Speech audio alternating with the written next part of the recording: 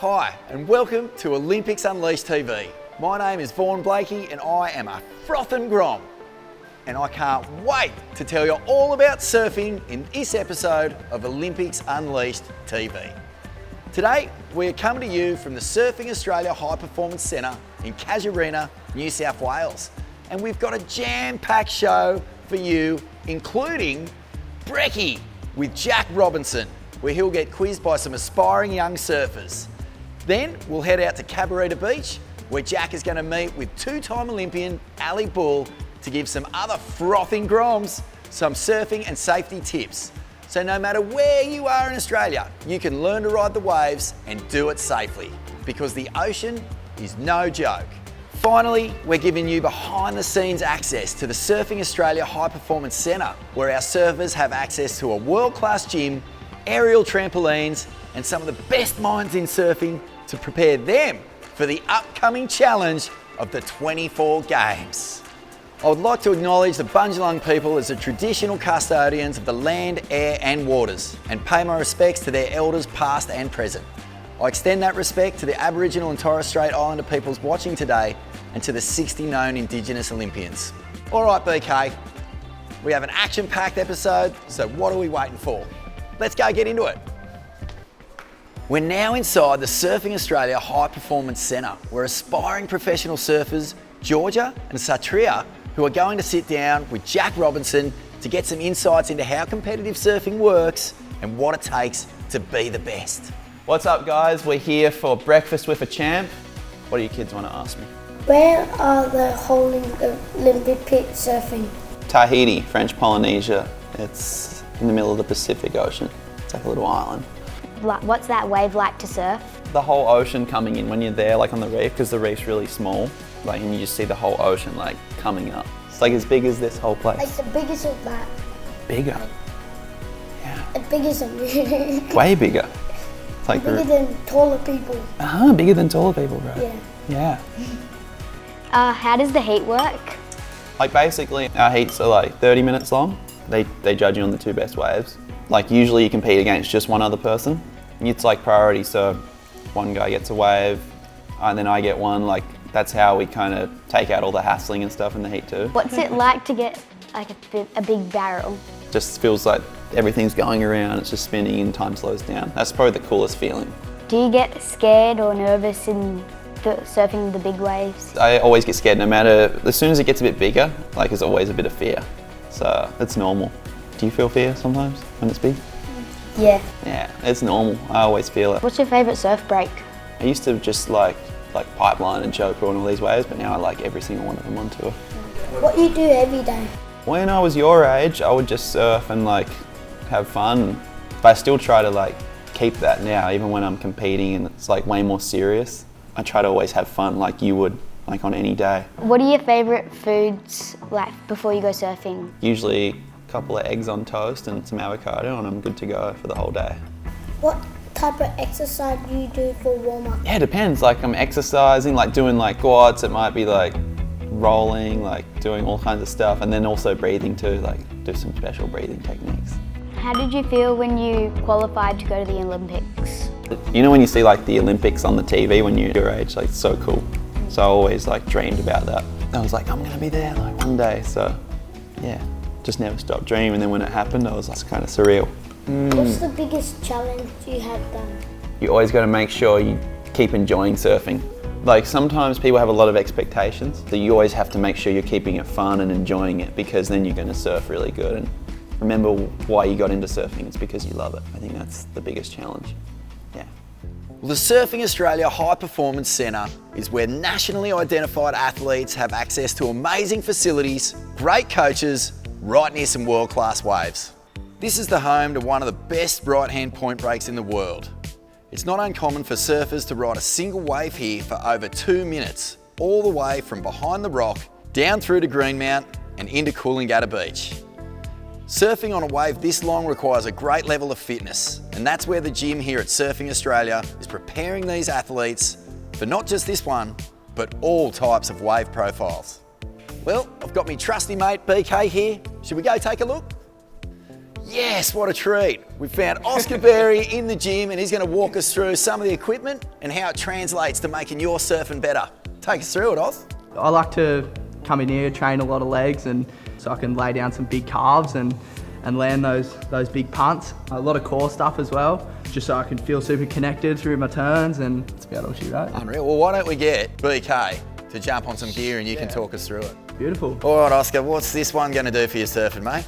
Right, this is going to be really good for your paddling. Just locking in those lats there.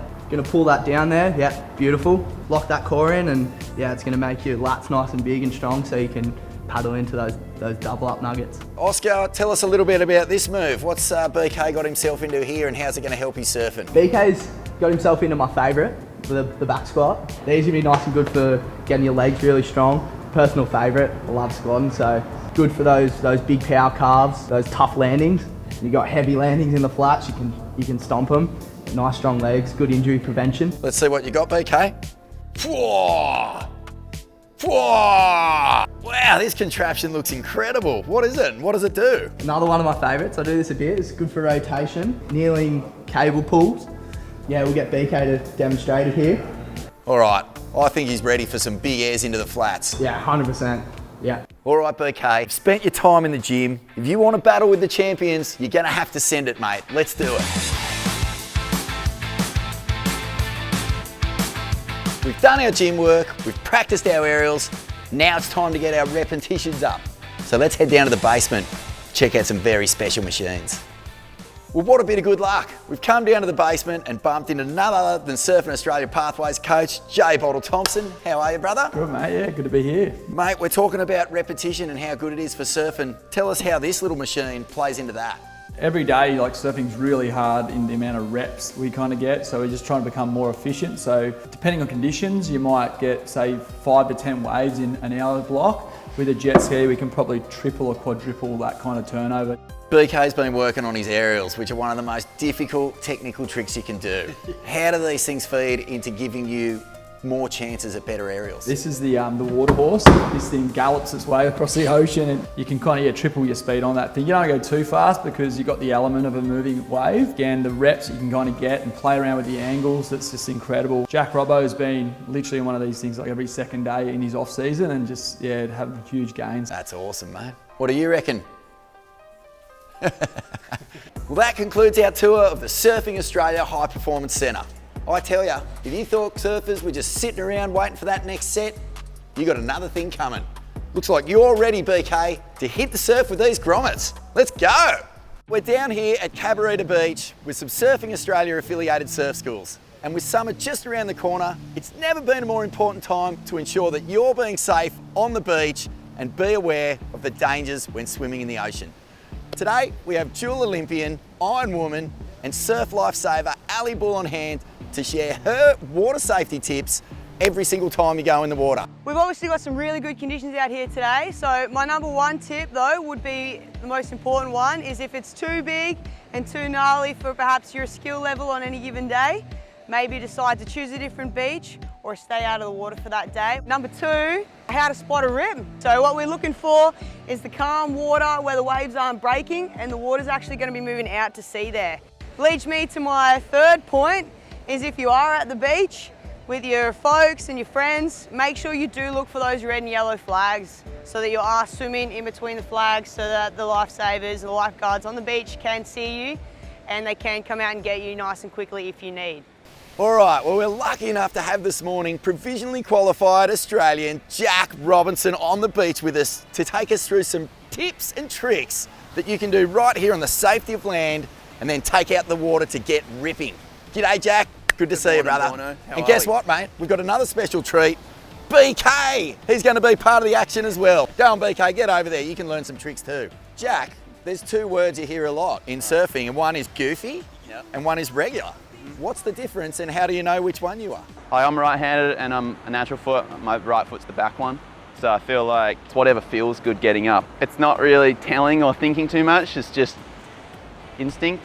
You'll end up going one way. Like it's like you're either a goofy or a regular. All right, Jack, well the most important thing obviously once you're out the back is getting up. So what's your technique for popping up as quickly as you can? All right, so when I'm when I'm usually paddling in, like depends the size of the wave. I feel like the smaller it is and the slower it is, you don't have to get up as quick. But the heavier the wave, you always have to be like getting up really quick. So you have to be strong in your shoulders, I feel like.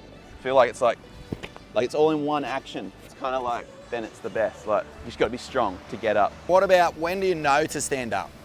Once you get that downward like momentum down the face of the wave, then it's time to get up. Okay. Yeah. So once your paddling starts being overtaken by the energy of the wave, Exactly. pop. All right, Jack, you're up, you're riding. Now, the next step is to turn. What's the best way to do it? It's like wherever your eyes go, your body's going to follow. If you like do a turn and you're coming around, but you're already like starting to look down the line, it's going to look like cut short. You're not going to finish the turn. So like I feel like when you do a turn, it's completely the way around, and then change the eyes, then your body goes too. All right, enough of the stuff on land. Let's grab our boards and go surfing.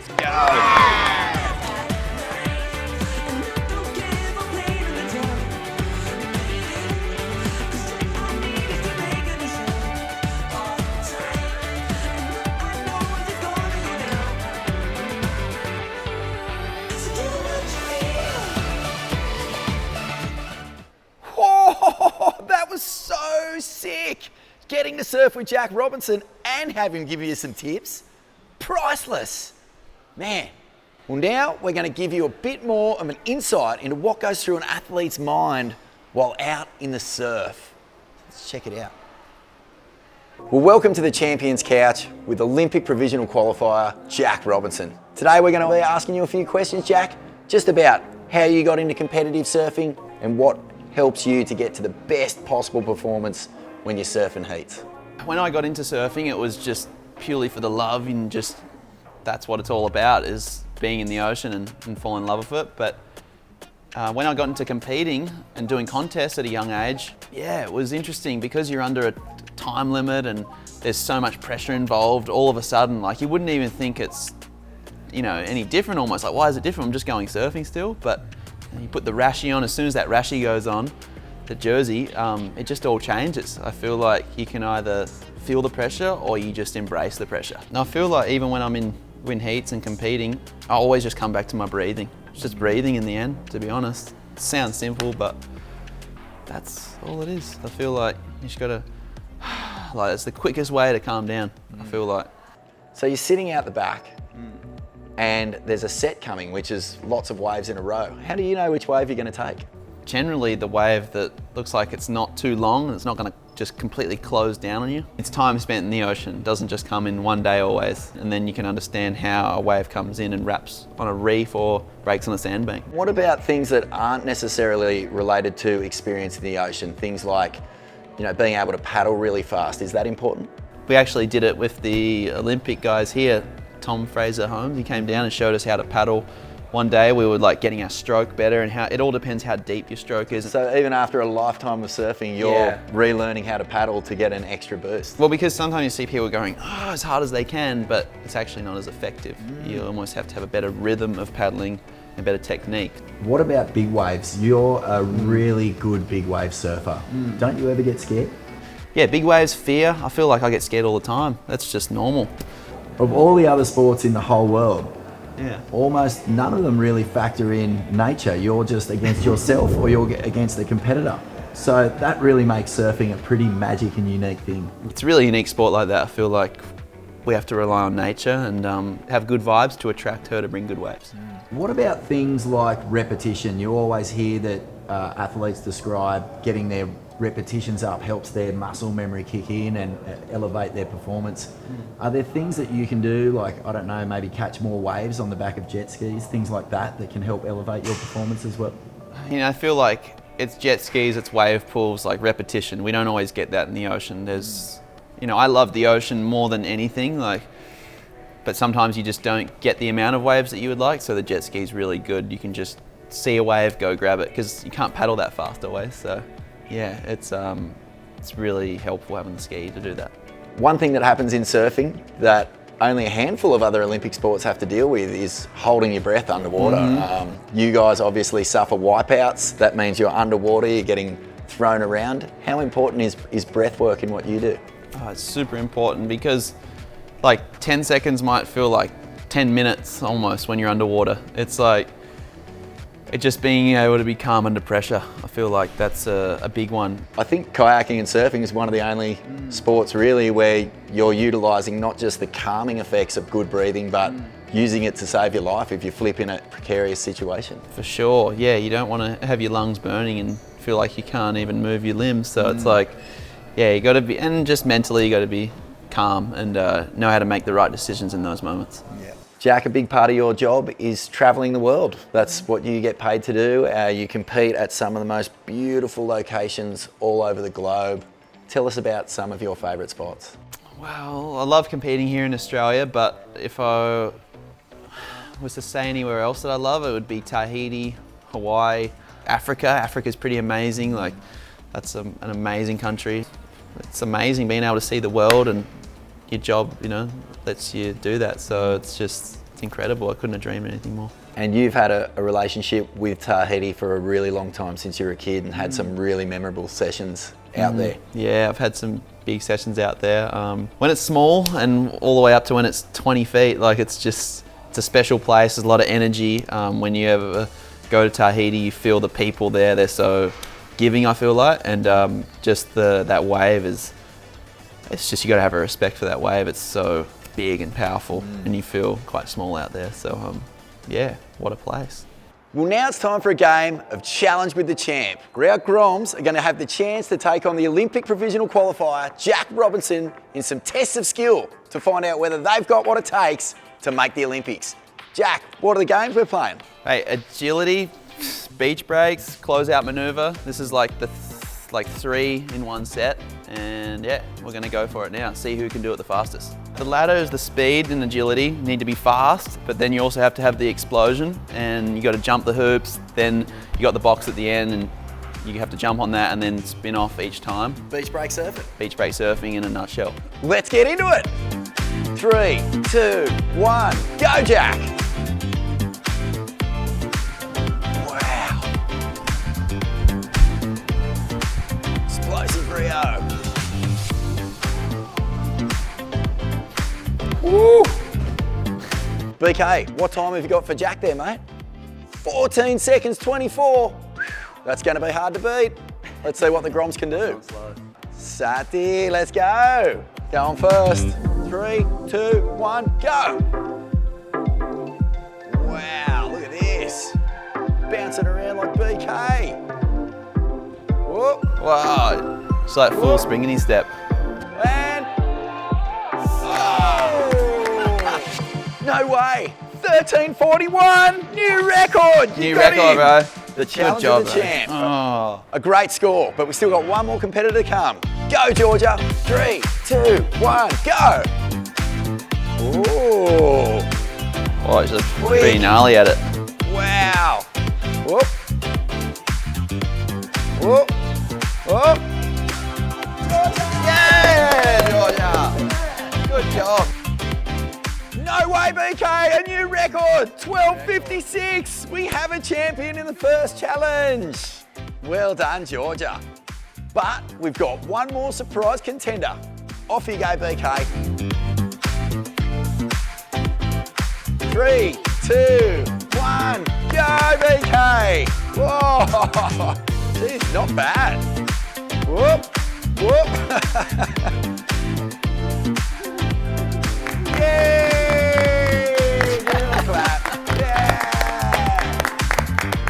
28 seconds. Wow! Well, how fun to have challenges that you can do in your own home that make you better at beach break surfing. What did you guys think of that? Challenge with the champ. So fun, wasn't it? I was stoked to go with you guys. And it was also good effort from our good mate BK. Whoa, that was so much fun. I hope you all gave that challenge your best shot. Well, that's all the time we have today on Olympics Unleashed TV. We hope you enjoyed this episode. From all of us at the AOC and Surfing Australia, have a fantastic Christmas holidays, and we will see you for a fresh new episode of Olympics Unleashed TV in the new year. Yes!